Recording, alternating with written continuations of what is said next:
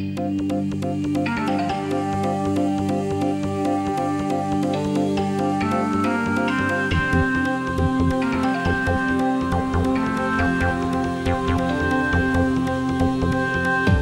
going to be chatting to Chantelle Gladwin from Schindler's attorneys. Chantelle's speciality, if I could call it that, is property, and has been on our radio show a number of times. So Chantelle and I are used to chatting to each other and trying to make things interesting by asking the right questions. So you won't believe that Chantelle, there's two of them here. So she's going to sit while I chat to her. Chantelle, the main thing that I wanted to highlight this morning was when you go into the building process, right from when you buy the property to completion, we don't realize how many times we're entering into contracts. Even if they're not in writing, we're agreeing with people and so on, and you could land up with a whole lot of things. But maybe let's start with, let's get the property out the way. When you purchase a property, just run us through that process of someone's bought a property, not necessarily in Century, not Century, in Waterfall, but wherever. Contractually, what do we need to do? Okay, so most people start the contract process with an agent who introduces them to a property, and they buy the property with an offer to purchase, and it registers in your name.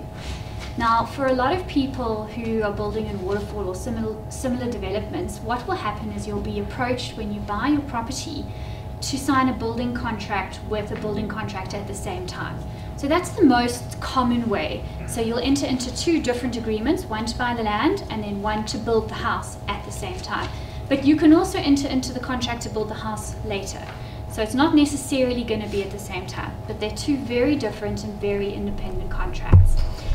Then you will often have a mortgage bond. So if you're going to buy and you need finance, your mortgage bond is a contract as well. It will be with the bank, and that will be dealt with at the same time as your offer to purchase.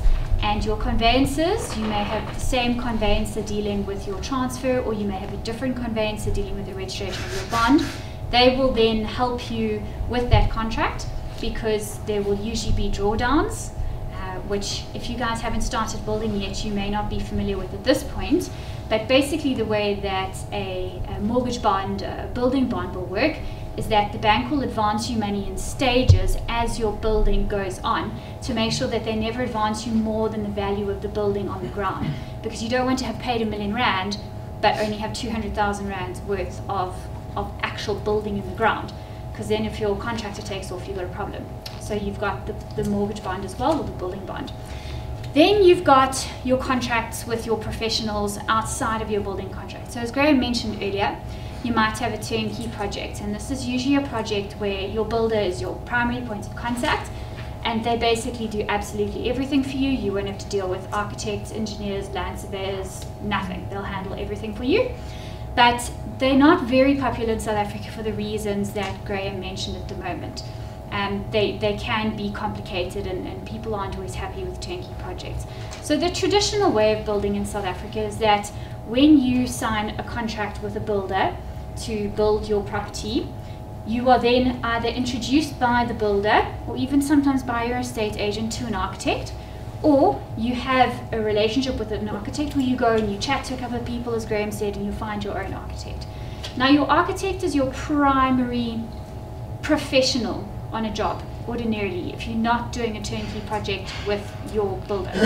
So your architect is kind of like your first point of contact, and he's going to help you find everybody else you need for the project, and he's going to make sure that those guys are reputable, that they are doing their job properly, and he's going to take care of any problems for you that arise as you go on. Now, the primary contract that you enter into for your guys' perspective is always going to be your building contract. And you know, your builder is always going to refer to your building contract, but you have to remember that lots of stuff is going to happen behind the scenes that you guys aren't going to see. So that's what we're here today to talk about, is the stuff behind the scenes. So you will have a relationship with your architect, and you'll have a separate agreement with your architect. Then you're going to have a relationship with an engineer. Now, most of you guys will never even speak to or meet your engineer, because it'll be arranged by your architect and by your building professional, your contractor, but you actually do have a contract that comes into play between yourself and your engineer. Then you might have other contracts. So it just depends on who your architect is and who your builder is as to who you actually end up engaging with. But for example, you may enter into a contract with a town planner. So let's say, for instance, that when you buy your piece of land, it happens to be zoned so that you can have 2 stories, and you decide you'd like to put a 3rd story on. Then you're going to need a town planner. This is someone who goes and checks the zoning and makes an application to change the zoning so that you can have your 3rd floor. Not all of you guys will need that. You may have a relationship with a land surveyor. So as Graham mentioned earlier, it's very important to know that when you build, you're building in the right place, and you need to know where the boundaries of your property are.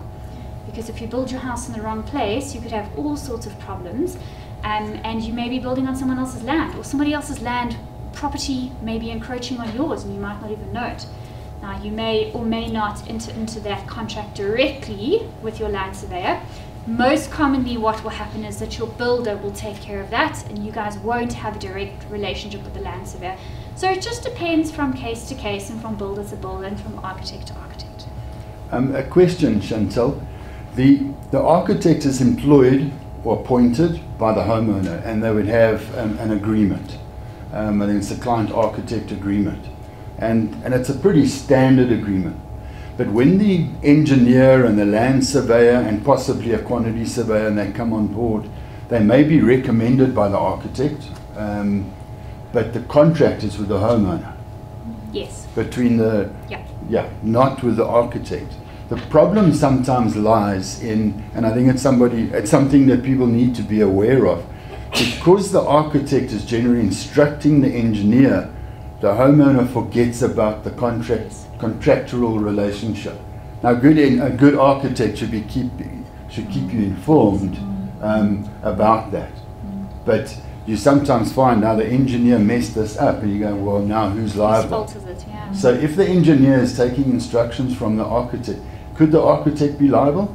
Absolutely. So it also just depends on the context in which the architect has been employed.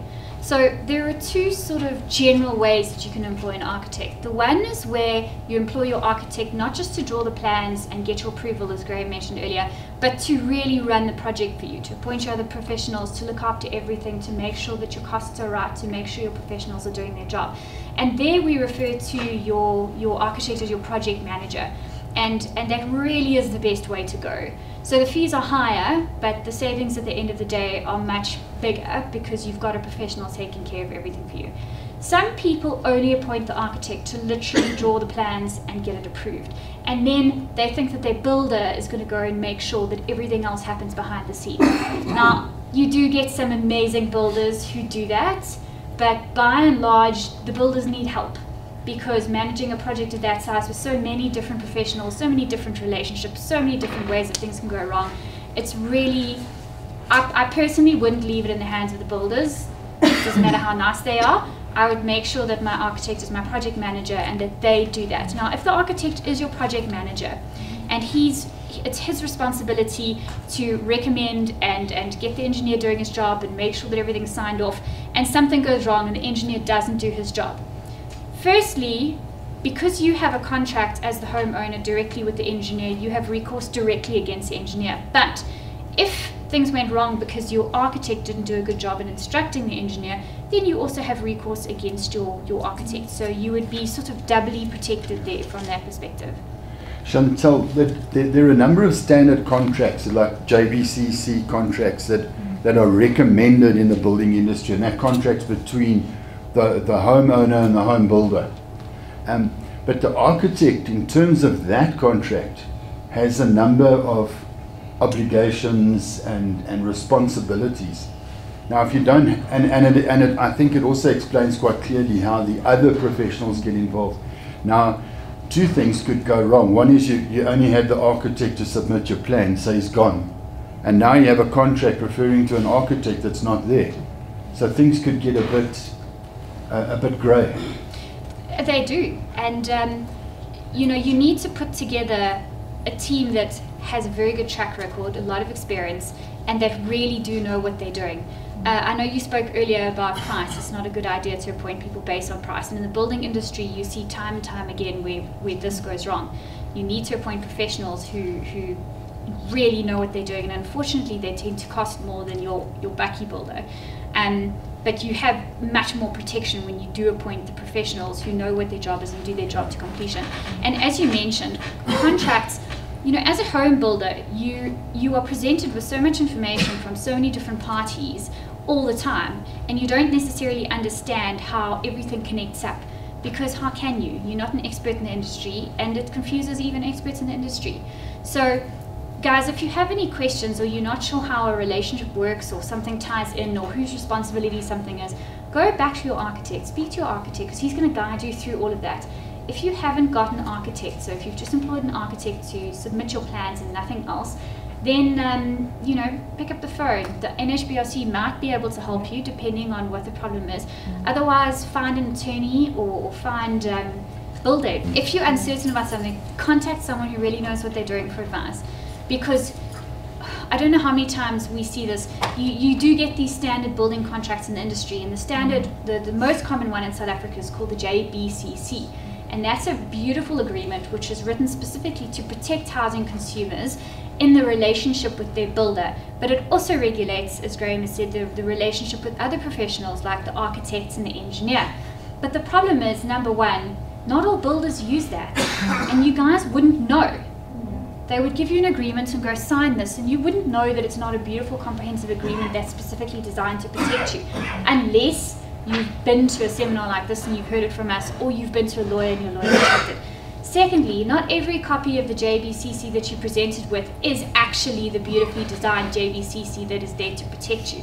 There are a lot of people out there who go and alter this agreement, and they take out stuff that protects home consumers and they make it more favorable for themselves. So even if you get a document which looks like the JBCC, it might necessarily not be. Then the third aspect of this is you might be presented with a document that you think looks great, but somewhere along the line they've snuck in some clauses or they've crossed out something important, and you lose the protection that you ordinarily would have gotten had you signed the original contract. So my advice would always be, when you're going to sign a contract, never sign anything if you do not understand every single clause. And if you don't understand a clause, speak to an attorney. Sometimes estate agents can help you, but it just depends on how complicated the clause is. Speak to your architect, speak to the NHBRC, speak to someone to make sure that you really know what you're signing. Because if you don't understand it, you may, at a later stage down the road, find that you were prejudiced because of something that you signed, because you will ordinarily be bound to what you sign. Chantelle, a couple of other things, but let's deal with subcontractors first. And in the JBCC contract, a subcontractor is somebody that is appointed. There's actually, it's mentioned in that book you were given, either by the contractor, like a plumber or an electrician. They're their own contracting company. But it can also be employed by the homeowner, typically kitchens, maybe the swimming pool and things like that. If you don't have a proper contract, again, this can get really tricky, because who do you pay? The main contractor, the subcontractor? Who's going to bill me? Who's liable? And so on. So this is something I mentioned earlier about stuff going on behind the scenes. So if you go to your builder and things are done quite well in the beginning, you'll have a set of plans, and your builder say, oh, it will cost you 5 million rand to build your house. And that, in your mind, includes your air cons and your swimming pool and your kitchen and everything else, because you're not going to do that on your own. You expect your builder to do it for you. But what you don't realize is that although you have one main contract with your builder, and your builder has said, I'm going to deliver this project for you, that builder will build the structure of the house, but he can't put in the swimming pool because he doesn't know how to build pools. He can't install the air cons because he's not an air con specialist. So he needs to go out and get other guys to do that, and those are the subcontractors that Graham speaks to. Now, depending on the subcontractor and depending on your relationship with your builder, you may enter into an arrangement directly with your subcontractor, or your main contractor, your builder, may himself appoint the subcontractor. And it's really important to understand, especially in relation to big important things like swimming pools and air cons and those sorts of really expensive bits of your house, what the relationship is. Because if things go wrong, how you can go about having those things repaired depends on how the relationship works. Is your relationship with your home builder, or is your relationship directly with the subcontractor? So you guys need to make sure that you are aware of what's going on, and your architect will be, if you have a good architect, he'll be making sure that you're in the loop when things are happening, giving you documents to sign. If you've got someone installing a swimming pool and you haven't been asked to sign a document where you enter into an agreement with that swimming pool provider, you need to start asking questions. Chantelle, when it comes to submitting plans, we've already established that you need to be an architectural professional to submit the plans or the drawings. So the homeowner would take it at least up to that point, and that's generally where the architect can go away and we don't need you anymore. But there are obligations as a homeowner when you submit those plans that can include the architect in the future, and if he's not there, you're responsible. So it's not really a contract, but there's an obligation that one needs to be careful of. Absolutely. So when the architect draws your plans, he draws them according to certain standards, which you've mentioned, the SANS and the NHBRC and all the rest of them, and he knows what they are because he's a professional. So your house shouldn't fall down. Then it gets submitted to the municipality, and the municipality has to approve that. And they've got their own engineers who look at it and say, okay, we're happy, this looks quite safe, we're going to give you an approval. So you've got 2 layers of protection there. Now, if that's where your architect's involvement ends, you have to be super, super, super careful, because when you've submitted those plans, you've promised to the municipality, I'm going to build my house like this. I'm going to make sure that the footings are this size according to my plans. I'm going to make sure that these lintels are above these doors and these windows. I'm going to use a concrete with a certain building strength of XYZ, or whatever the case is. Now, there are all these things that you guys wouldn't know because you're not architectural professionals, and because the information isn't always contained on the plans. It's something that's in the architect's mind because it's something that is an industry standard. So these are promises that you're making to the municipality. I'm going to build my house like this.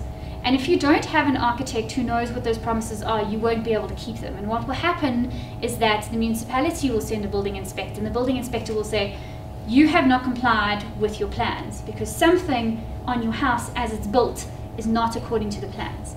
So that's why it's important to keep your architect on brief and not just submit the plans and then he goes away, because you need to now make sure that your house is actually built according to those plans. And the person who monitors that is your architect. I deal with a lot of different types of building disputes, but many arise from the house not being built according to plans. And as Graham and Julia were saying earlier, the biggest problem is where it happens at a foundation level. Because when your problems are at a foundation level, they're much more difficult and much more expensive to solve. The problem is when you don't have an architectural professional checking these things for you every single day, right from the beginning, you often don't notice that there's a problem until several months down the line. Then you're already up to roof height, and you've got a house that you can't use. You've got to knock it down and rebuild from foundations. Or you've got to make some special plan to inject something in it, or it's hectic, it can cost millions. I think, to cover all the contracts comprehensively, we would probably be here for the most part of a morning. Chantelle, we'll take some questions just now.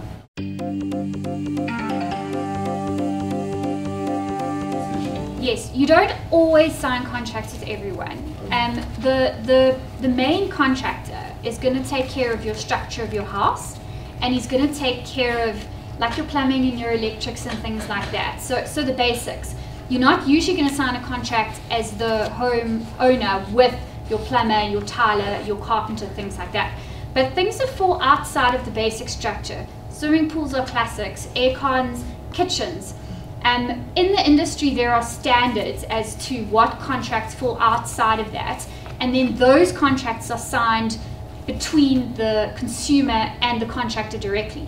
Now, often what happens is that your professional team, so your builder and your architect, they manage that process. So they find the guy, they appoint him, and they'll bring you the contract to sign and say, this is who we're using, here's the documents, please go over it and sign it.